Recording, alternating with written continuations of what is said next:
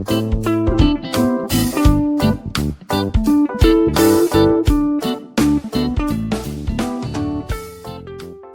viewers, good evening.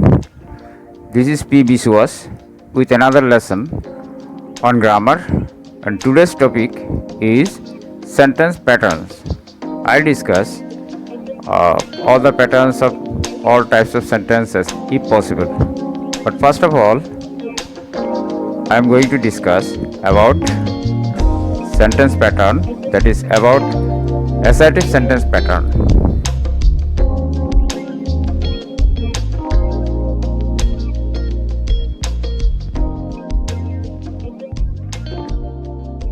প্রথমে আমরা assertive sentence কাকে বলে সেটা একটু জেনে নিই। অ্যাসার্টিভ সেন্টেন্স যেরকম আমরা আগের লেসনে শিখেছি, অ্যাসার্টিভ সেন্টেন্স মানে হচ্ছে বিবৃতিমূলক বাক্য, যেটাকে আমরা বিবৃতিমূলক বাক্য যেটাকে আমরা স্টেটমেন্টও বলে থাকি বা ডিক্লারেটিভ সেন্টেন্সও বলে থাকি। স্টেটমেন্ট বা ডিক্লারেটিভ সেন্টেন্স বলে থাকি।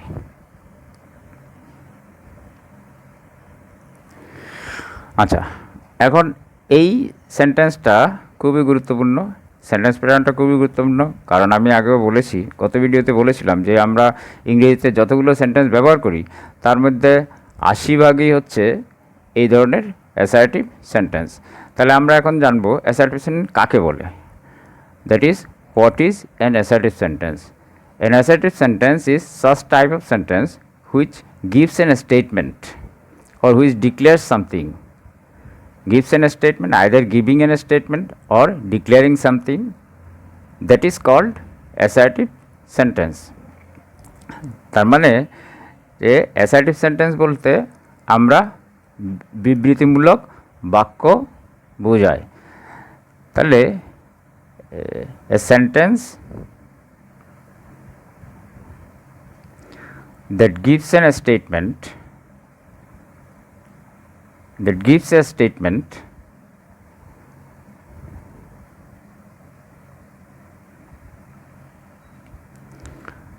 is called an assertive sentence. উদাহরণ আমি কালকেও দিয়েছিলাম, আজকে একটা দুটো উদাহরণ দিচ্ছি। সেই উদাহরণ হচ্ছে যেমন I am playing football, he is going to school,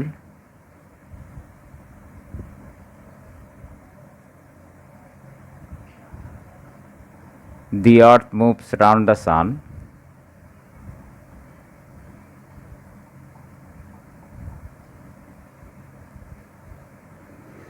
তাহলে এই সবগুলো হচ্ছে অ্যাসার্টিভ সেন্টেন্সের উদাহরণ। এরকম অনেক সেন্টেন্স আছে, আমি বলেছি যে 80% ইংরেজির 80% সেন্টেন্সেই হচ্ছে অ্যাসার্টিভ সেন্টেন্স।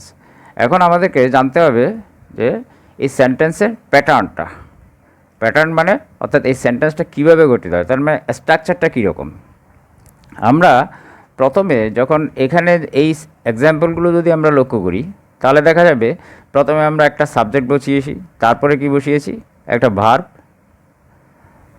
তারপরে এটা যেহেতু এটা কন্টিনিউয়াস টেন্স, এখানে আমরা সাবজেক্ট বসিয়েছি, তারপরে ভার্ব বসিয়েছি একটা সাপোর্টিং ভার্ব, এটাকে অক্সিলারি বলা হয়, তারপর মেইন ভার্ব বসিয়েছি, এখানে আইএনজি যোগ করেছি, তারপর এখানে আমরা অবজেক্ট বসিয়েছি, তারপরে এই জায়গায় এটা সাবজেক্ট, এখানে একটা ভার্ব বসিয়েছি, তারপর এখানে আর কিছু অংশ বসিয়েছি। এখানে যেহেতু মুভটা ইন্টারজেক্টিভ ভার্ব সেজন্য এখানে অবজেক্ট নেই, এখানে কমপ্লিমেন্ট আছে, বা আমরা এরপরে যখন ইন্টারজেক্টিভ ভার্ব থাকে তখন তারপরে আমরা কমপ্লিমেন্ট বসাই বা অ্যাডভার্বিয়াল বা অন্য যে কোনো অংশ আমরা বসিয়ে সেন্টেন্সটা কমপ্লিট করি। তাহলে আমরা দেখতে পাচ্ছি কি এখানে এম ইজ আর এগুলো কন্টিনিউয়াস টেন্সে আমরা বসিয়ে থাকি, প্রেজেন্ট কন্টিনিউয়াস টেন্সে, বিশেষ করে যখন এরপরে আরেকটা ভার্ব থাকবে আইএনজি যুক্ত। তো সেটা আমি টেন্স যখন আলোচনা করব তখন আমি সেটা নিয়ে আলোচনা করব। প্যাটার্নটা সাধারণত এরকম যে একটা সাবজেক্ট বসবে, তারপর একটা ভার্ব বসবে, তারপরে একটা অবজেক্ট কমপ্লিমেন্ট, তারপরে আমরা কি বসাবো, যদি আমাদেরকে আরও কিছু বলতে হয়, আমাদেরকে যদি আরও এটা বাড়াতে হয়, তখন আমরা সেখানে কি বসাই, অ্যাডভার্বিয়াল বসাই, প্রেপোজিশন বসাই,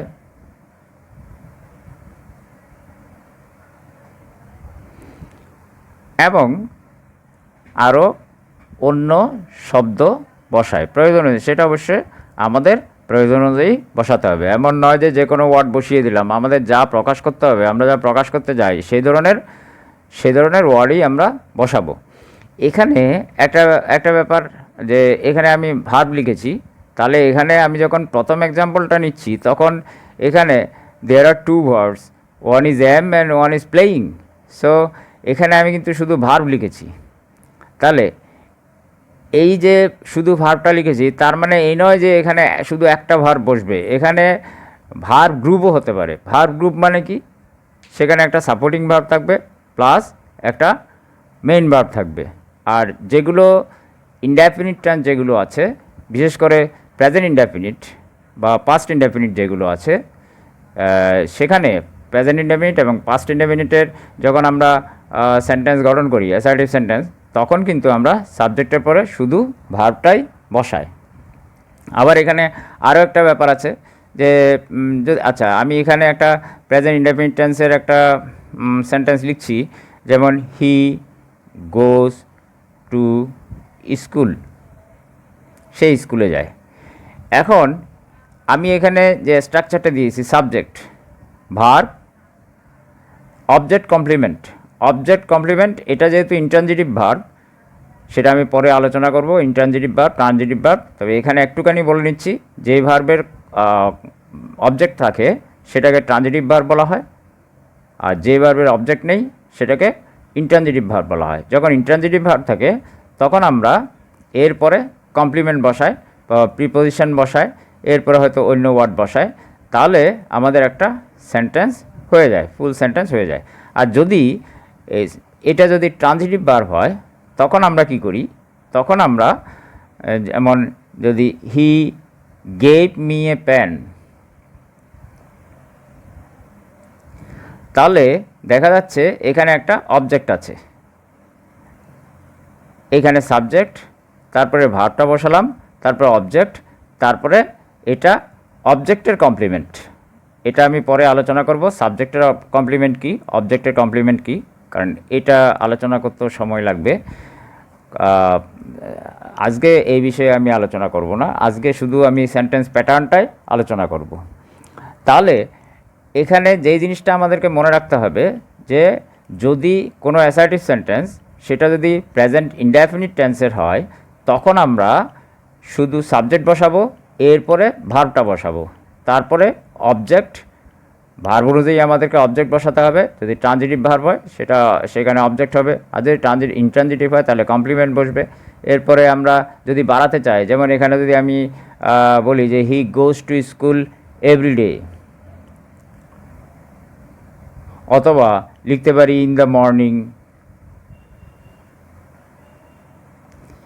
হি গেভ মি এ প্যান ইয়েস্টারডে, এভাবেও লিখতে পারি। এই যে আমরা বাড়াচ্ছি, এটা হচ্ছে এক্সটেনশন। তো এই এক্সটেনশনটা আমরা কীরকম এক্সটেনশন ব্যবহার করব, সেটা অ্যাডভার্বিয়াল দিয়ে করতে পারি, প্রিপোজিশন দিয়ে করতে পারি, অন্য ওয়ার্ড দিয়ে করতে পারি, যে কোনো ওয়ার্ড দিয়ে, অর্থাৎ প্রয়োজন অনুযায়ী আমাদের যে ধরনের আইডিয়া এক্সপ্রেস করার থাকে, যে ধরনের কথা আমরা বলতে চাই, সেটা আমরা সেই ধরনের ওয়ার্ড বসিয়ে আমরা আমাদের এই যে এক্সটেনশনটা বানাবো। কিন্তু আমাদের যে জিনিসটা মেইনলি খেয়াল করতে হবে, সেটা হচ্ছে সাবজেক্টের পরে ভার্ব বসাতে হবে, অর্থাৎ প্রথমে সাবজেক্ট আসবে, তারপরে ভার্ব আসবে। এখন টেন্স অনুযায়ী সেই ভার্বটা আলাদা আলাদা হবে, সেই ভার্বটার রূপটা চেঞ্জ হবে, ফর্মটা চেঞ্জ হবে। এখানে আমি টেন্স নিয়ে আলোচনা করছি না, শুধু আমি এই জন্য আমি বলছি যে আমি এটা শুধু প্যাটার্নটা বলছি। আমি যখন প্রেজেন্ট ইনডেফিনিট টেন্সের একটা অ্যাসার্টিভ সেন্টেন্স গঠন করছি তখন সাবজেক্ট বসাচ্ছি, ভার্ব বসাচ্ছি। এখানে একটা জিনিস আমাদেরকে লক্ষ্য রাখতে হবে, আমি যখন লিখছি আই গো টু স্কুল, এখানে আমি ভার্বের বেস ফর্মটা অর্থাৎ মূল যে ভার্বটা, মূল ফর্মটা আমি বসাচ্ছি। সেখানে যখন আমি হি দিয়ে লিখছি বা শি দিয়ে লিখছি তখন, বা আমি লিখছি রনি, তখন আমি এখানে লিখছি গোজ টু স্কুল। তাহলে এখানে কি হচ্ছে, এখানে একটা চেঞ্জ আমরা দেখতে পাচ্ছি। আবার ইউ দিয়ে যখন লিখছি তখন আমরা ইউ গো টু স্কুল লিখছি। তারপরে যখন দে দিয়ে লিখছি তখন আমরা দে গো টু স্কুল লিখছি, বা যখন আমরা উই দিয়ে লিখছি তখনও আমরা উই গো টু স্কুল লিখছি। তাহলে একটা চেঞ্জ আমরা দেখতে পাচ্ছি সেখানে, সেটা হচ্ছে কি, এটা যখন সাবজেক্টটা he she that is third person singular number যখন হচ্ছে তখন ভার্বের শেষে আমাদেরকে এস বাই এস যোগ করতে হবে। এখন এস বাই এস যোগ করতে হবে তার মানে এই নয় যে আমরা যে কোনো ভার্বের সাথেই এস বাই এস যোগ করে দেব। এটা নির্ভর করবে আমরা ওই ভার্বটা যার সাথে এস বাই এস যোগ করব সেই ভার্বটার সাথে এস যোগ করতে হবে না ইএস যোগ করতে হবে। এগুলো একটা নিয়ম আছে, কারণ সব ভার্ব আবার ইএস তো গ্রহণ করে না, সব ভার্ব আবার এসও গ্রহণ করে না, শুধু এস গ্রহণ করে না। এই ভার্বের কিছু ডিফারেন্স আছে, তারা এক একটা ভার্ব এক এক ধরনের এক এক ধরনের হয়। সেজন্য কি এটা আমাদেরকে খেয়াল করতে হবে যে যদি subject third person singular number হয় তাহলে ভার্বের সাথে এস বাই এস যোগ করতে হবে। যে ভার্বের সাথে ইএস যোগ করতে হবে সেই ভার্বের সাথে ইএস যোগ করব, যে ভার্বের সাথে এস যোগ করতে হবে সেই ভার্বের সাথে এস যোগ করব। এখন কোন ধরনের ভার্বের সাথে এস যোগ করতে হবে, কোন ধরনের ভার্বের সাথে ইএস যোগ করতে হবে সেটাও একটা চ্যাপ্টার আছে, সেটা নিয়ে আলোচনা হবে অবশ্যই। আজকে যেহেতু আমি সেন্টেন্স প্যাটার্ন নিয়ে আলোচনা করব সেজন্য আমি অন্য এই এস বাই ইএসের ব্যাপারে যাচ্ছি না, কারণ তাহলে আমার সবগুলো সেন্টেন্স প্যাটার্ন আলোচনা করা হয়তো সম্ভব হবে না। আচ্ছা, এখন যে এই যে সেন্টেন্সগুলো অ্যাসার্টিভ সেন্টেন্সগুলো, এগুলো দিয়ে সবগুলো দিয়ে কি প্রকাশ করা হচ্ছে, সবগুলো দিয়ে বিবৃতি প্রকাশ করা হচ্ছে।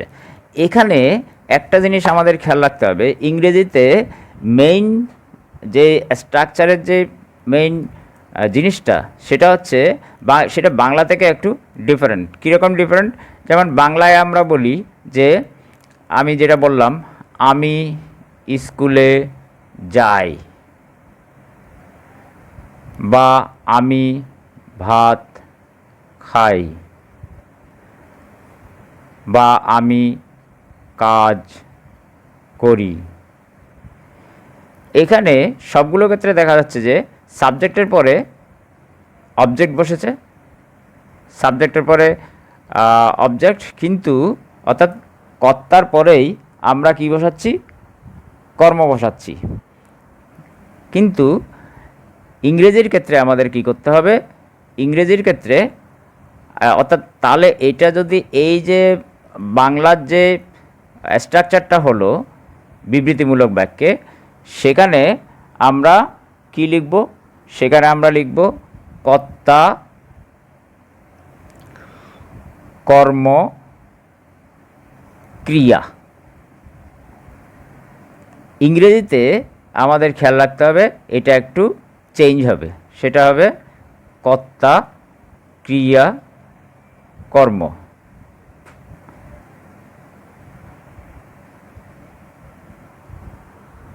কর্তা ক্রিয়া কর্ম, অর্থাৎ সেই কর্ম, অর্থাৎ এখানে অবজেক্ট বোঝানো হয়েছে, অনেকটা অবজেক্ট না থাকলে তখন সেখানে আমরা কমপ্লিমেন্ট বসাবো। এই জিনিসটা আমাদেরকে খেয়াল রাখতে হবে। অর্থাৎ এটা হচ্ছে কি, এটা হচ্ছে এস ও ভি তার মানে সাবজেক্ট, অবজেক্ট, ভার্ব। আর এখানে হচ্ছে অ্যাজ, ভি, ও, অর্থাৎ সাবজেক্ট, ভার্ব, অবজেক্ট।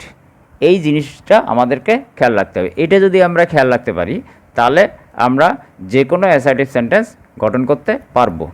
পরে যখন আমরা টেন্স নিয়ে আলোচনা করব তখন আমরা টেন্সের সাপেক্ষে, অর্থাৎ প্রেজেন্ট ইনডেফিনিট টেন্স বা present continuous, present perfect continuous বা অন্যান্য যে টেন্সগুলো আছে সেই টেন্সের সাপেক্ষে কিভাবে ভার্বের রূপ পরিবর্তন হয় সেটা তখন আমরা শিখব। কিন্তু বেসিক্যালি আমরা যেই টেন্সেরই সেন্টেন্স গঠন করি না কেন আমাদেরকে খেয়াল রাখতে হবে আমাদের এই প্যাটার্নটা ফলো করতে হবে। তাহলে আমাদের যে অ্যাসার্টিভ সেন্টেন্সগুলো আছে সেগুলো কি নির্দেশ করে? সেই সেন্টেন্সগুলো আমাদের অনেকগুলো জিনিস নির্দেশ করে। আমরা অর্থাৎ অ্যাসার্টিভ সেন্টেন্স আমি আগেই বলেছি যে ৮০% ক্ষেত্রে আমরা অ্যাসার্টিভ সেন্টেন্স ব্যবহার করি। তাহলে এই যে এটা অ্যাসার্টিভ সেন্টেন্সগুলো সেগুলোর ফাংশনগুলো কী, কোন কোন ক্ষেত্রে আমরা অ্যাসার্টিভ সেন্টেন্স ব্যবহার করি? তাহলে অ্যাসার্টিভ সেন্টেন্স ব্যবহার করি যেমন যখন আমরা কোনো ইনফরমেশন দিই, অর্থাৎ তথ্য জ্ঞাপন করি বা প্রতিবেদন। যেমন বলতে পারি যে the second bridge over the river was inaugurated last month. তাহলে এইভাবে আমরা কি এটা একটা ইনফরমেশান দিচ্ছি, অর্থাৎ তথ্য দিচ্ছি। অথবা আমরা বলতে পারি যে the prime minister went to England yesterday. এই যে তথ্যটা দিলাম সেটা অ্যাসার্টিভ সেন্টেন্স। তারপরে আমরা যখন পরোক্ষ উক্তি যখন করি, ন্যারেটিং সামথিং, যেমন he said that Napoleon was a great warrior. এটা একটা কি, এটাও একটা অ্যাসার্টিভ সেন্টেন্স। এই ধরনের অনেক ধরনের কি আছে অ্যাসার্টিভ সেন্টেন্স আছে। যেমন বর্ণনার ক্ষেত্রে আমরা বলতে পারি there is a pond in front of our house. আমরা বলতে পারি ডেফিনেশন যেগুলো আমরা দিই সবগুলো অ্যাসার্টিভ সেন্টেন্সে দিয়ে থাকি। তারপরে যখন আমরা দ্বিধা প্রকাশ করি কোনো কিছু বলার সময়, যেমন I don't know what exactly he or she is, এই যে এটা। তারপরে আমরা ক্লাসিফিকেশন, আমরা যখন বলি sentences can be classified in 2 ways, হ্যাঁ, সেখানেও কি ক্লাসিফিকেশান বা ক্লাসিফাইং যখন আমরা করি তখনও আমরা অ্যাসার্টিভ সেন্টেন্স ব্যবহার করি। এছাড়া আছে এক্সাম্পলিফাইং বা ইলাস্ট্রেটিং। তারপরে আছে এটা হচ্ছে যে যখন আমরা কোনো কিছু উদাহরণের সাহায্যে যখন বোঝাতে চাই তখনও আমরা কি অ্যাসার্টিভ সেন্টেন্স ব্যবহার করি।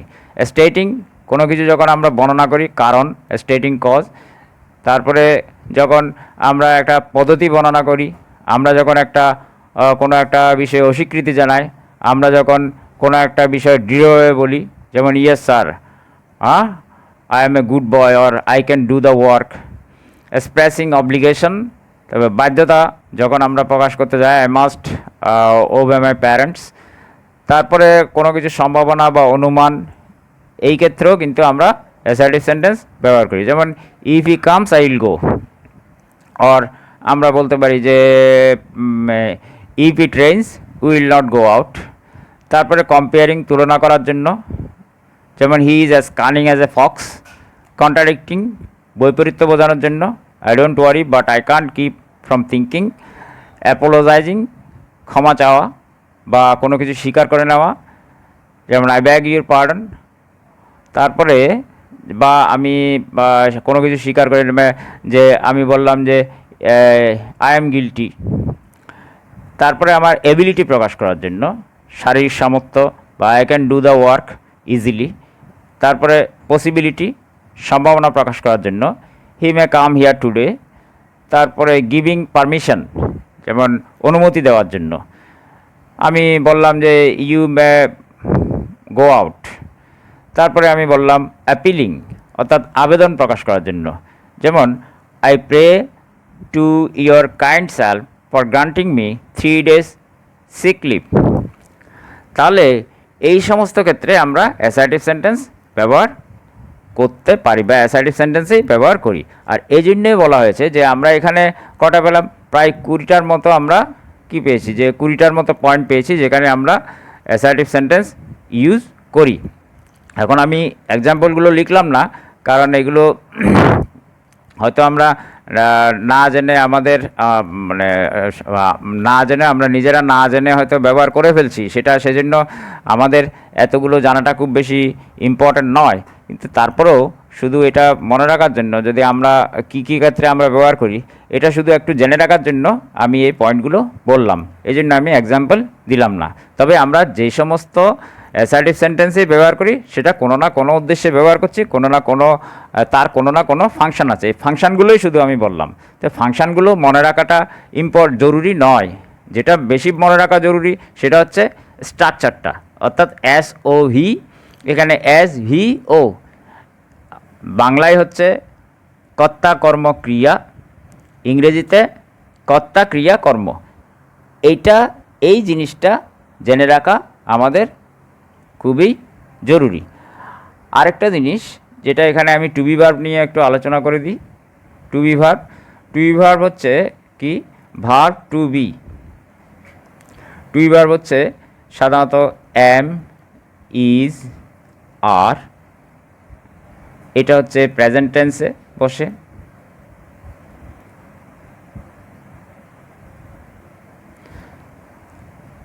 এইগুলোতে যখন আমরা পাস্ট টেন্সে কি বসাবো, ওয়াজ, ওয়ার,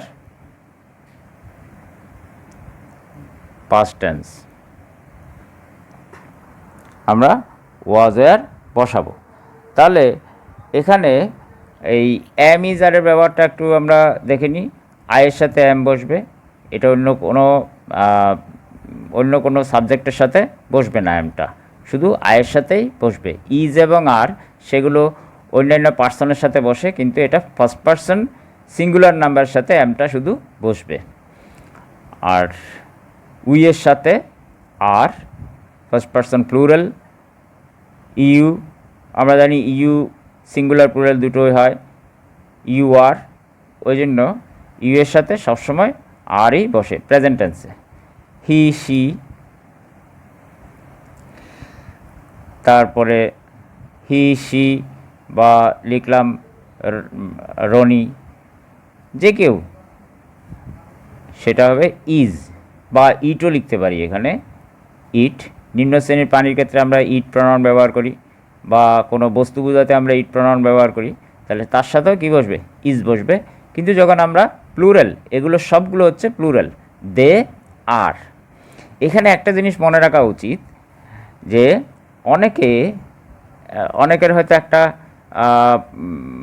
ভুল হয়। সেই ভুলটা হচ্ছে যে অনেকেই মনে করে যে আমি যেহেতু ফার্স্ট পার্সন, তাহলে আমার বই, আমার কলম, সেটাও কি ফার্স্ট পার্সন হবে, বা যেহেতু সেকেন্ড পার্সন, তাহলে তোমার বই, তোমার কলম, তোমার ঘর, তোমার বাড়ি, সেগুলো কি সেকেন্ড পার্সন হবে। বা এই যে হি, সি, রনি, ইট, এটার ক্ষেত্রে ঠিক আছে, কিন্তু আমাদের এই জিনিসটা, এই পয়েন্টটা মনে রাখতে হবে যে আমি, আমরা, তুমি, তোমরা, এগুলো ছাড়া আমাদের যা কিছু আছে, আমার যা কিছু আছে, তোমার যা কিছু আছে, তোমাদের যা কিছু আছে, সবগুলোই হচ্ছে থার্ড পার্সন। যেমন my house is empty. We, এখানে যদি আই থেকে মাই হয়েছে, আই আমি, মাই আওয়ার, আই আমি, মাই আমার, উই আওয়ার, উই আমরা, আওয়ার, এটা পসেসিভ, এটাকে পসেসিভ বলা হয়, এটা possessive form of we. Our house is nice, our আমাদের। তাহলে ইউ আমি বলেছি কি সেকেন্ড পার্সন, তাহলে এর সাথে আর বসে। এখন ইয়োর হাউস, এখানে যদি আমরা আর বসিয়ে দিই, your house is good. He, she, এখানে ইউ হচ্ছে যে প্রনাউনটা আছে সেটার পসেসিভ ফর্ম হচ্ছে your. He, she, Roni, he যখন হি এর পসেসিভ ফর্ম কি হি এর পসেসিভ ফর্ম হিজ, শি এর পসেসিভ ফর্ম হার, আর রনি যদি পসেসিভ ফর্ম বসায় তখন এখানে অ্যাপোস্ট্রফি এস দিতে হবে। আর ইটের পসেসিভ ফর্ম কী হবে? ইটস। এখানে একটা খেয়াল রাখতে হবে, ইটস এটা হচ্ছে ইহার বা এর, কিন্তু যখন আমরা এই ক্ষেত্রে যদি এই যে এই নাউনের সাথে যেমন অ্যাপোস্ট্রফি এস যোগ করেছি, এখানে যদি অ্যাপোস্ট্রফি এস যোগ করি তখন কি হয়ে যাবে? এটা হয়ে যাবে ইট ইজ, তার মানে ইহা হয়। তাহলে ইটস, এই যে হিজ, হার, রনিস, ইটস, আমি যদি লিখি যে ইটস বিহেভিয়ার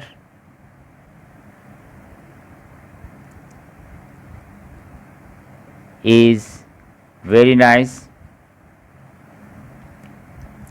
এখানে ইটসটা যেহেতু নিম্ন শ্রেণীর প্রাণীর ক্ষেত্রে বসাচ্ছি, এই ক্ষেত্রে আমরা অন্য একটা সেন্টেন্স লিখতে পারি যে যদি আমরা এটা বার্ডের ক্ষেত্রে বসাই বা আমি এটা যদি বুকের ক্ষেত্রে বসাই তাহলে লিখতে পারি ইটস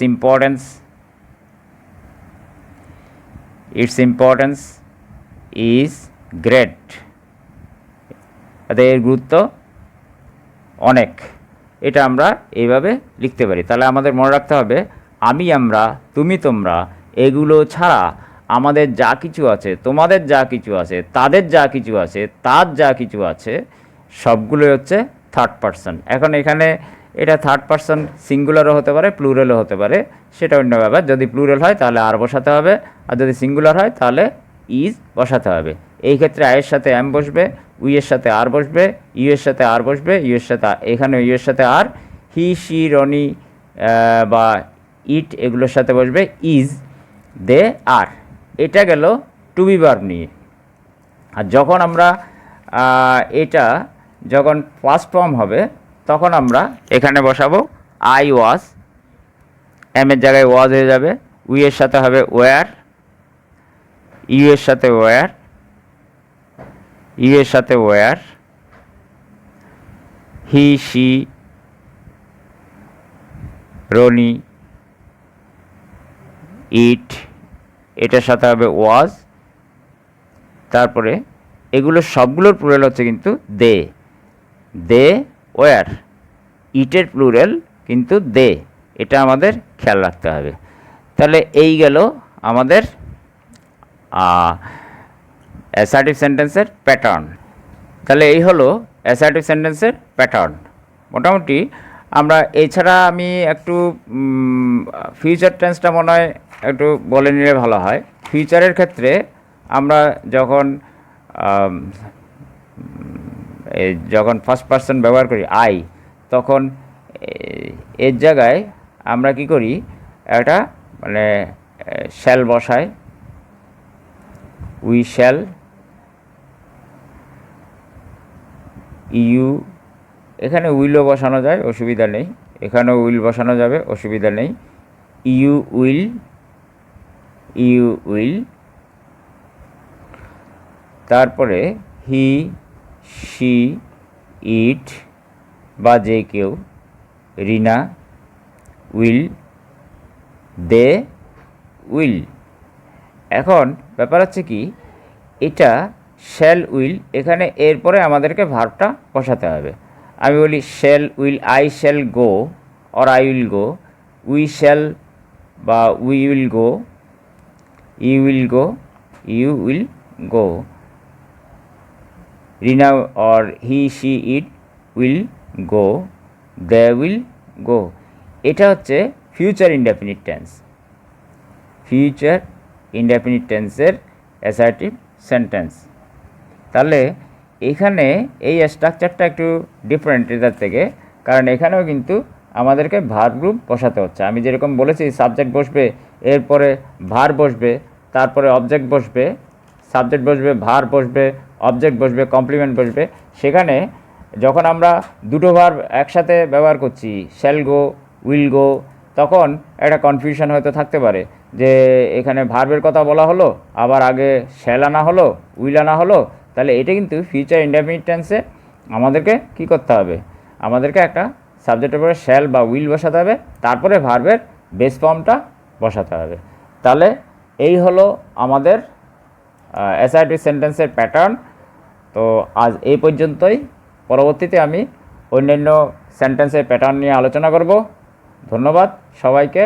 সবাই ভালো থাকবেন, সবাই নিরাপদে থাকবেন এই প্যান্ডেমিকে। So good bye.